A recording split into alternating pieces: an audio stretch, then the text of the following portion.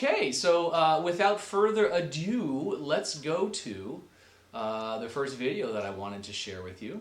And as promised, I want to start off with the highest possible intention here, just so you can circle your calendar for next year this time. The Entomology Society of America, the ESA, is the largest professional group of insect scientists and professionals anywhere in the world. It's over 7,000 people. And it's very timely for this Insect Tribe Online Festival because next year they are holding something which is the equivalent of the Olympics for the world of insect science and research. It's the World Congress of Entomology, and it's coming right here to the good old US of A in Orlando, Florida next year. So why don't we set the tone straight?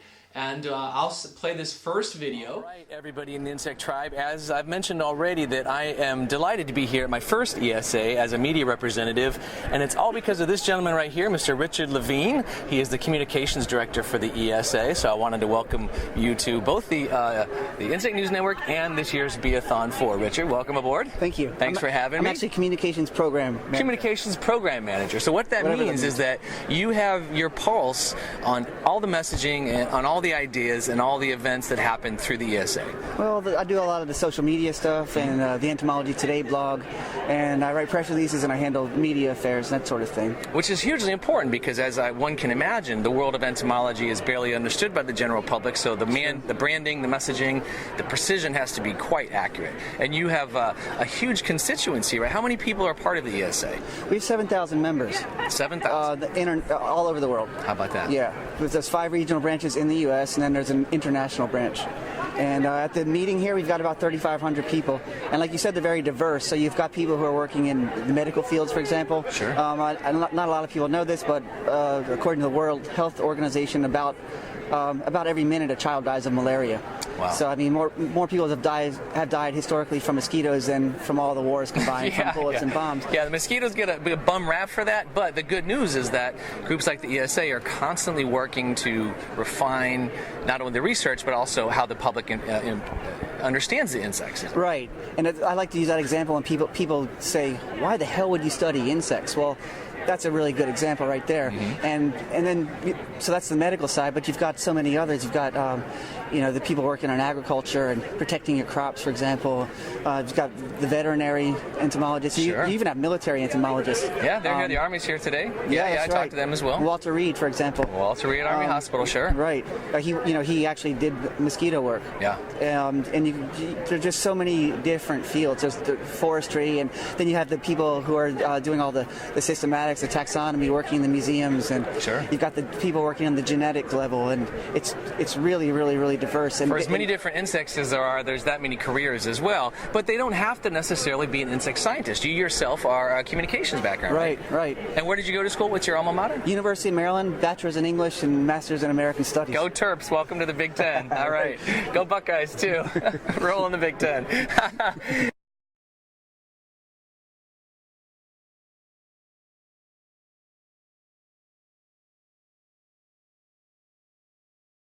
Last night's tweet up that you organized was certainly one of the highlights, right? Yeah, well, that's true. Well, if you want to talk about social events and things, yeah, sure. Definitely. And also, the welcome reception from last night.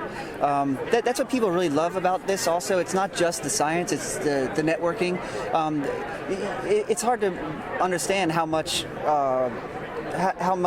results come from that sort of thing. Like, you're working in your lab, and you're working on this insect, and I might be also, but I'm in Australia or someplace like that. And all of a sudden we get to meet and talking, and we have this eureka moment. I hear so many examples of this from attendees at our meetings. Yeah, it's important to meet your peers, and of course, this sign behind this has everything to do with meeting the peers in the future. This is as big as it gets in the world of the human-insect connection. It's the International Congress of Entomology coming here to the United States in Orlando in 2016. So maybe what we should do is, after we talk to everybody here this year, is look at the future and see what can be done in 2016 to to kind of bring the worlds of art and science together one more Well, time? I can tell you a little bit about it. Sure, please do. It's kind of like the Olympics. It's every 4 years. Oh, nice. So 2012 was South Korea. Oh, 2008 was South Africa, which I got to attend, which was really cool. Nice. So what's going to be really cool about this is not only is it going to be the International Congress of Entomology, but ESA's meeting will be held at the same time. Wow. So we have about 3,500 attendees. They'll have about 3,000. On top of that, the Canadian Society is going to be there. Wow. They're going to have their meeting in Florida. The others, Circle the date right there. Other groups as well they won't have their actual meeting, but they'll be doing other things. So the point of this is going to be the biggest meeting of insect scientists in the history of the world. If you look at the numbers, it's going to be huge. Well, I certainly think it's a gathering of the insect tribe then too. So let me ask you this. If you were to take one message to the general public to say about the emerging, the personality, the identity of the entomologist in the 21st century, how would you describe that?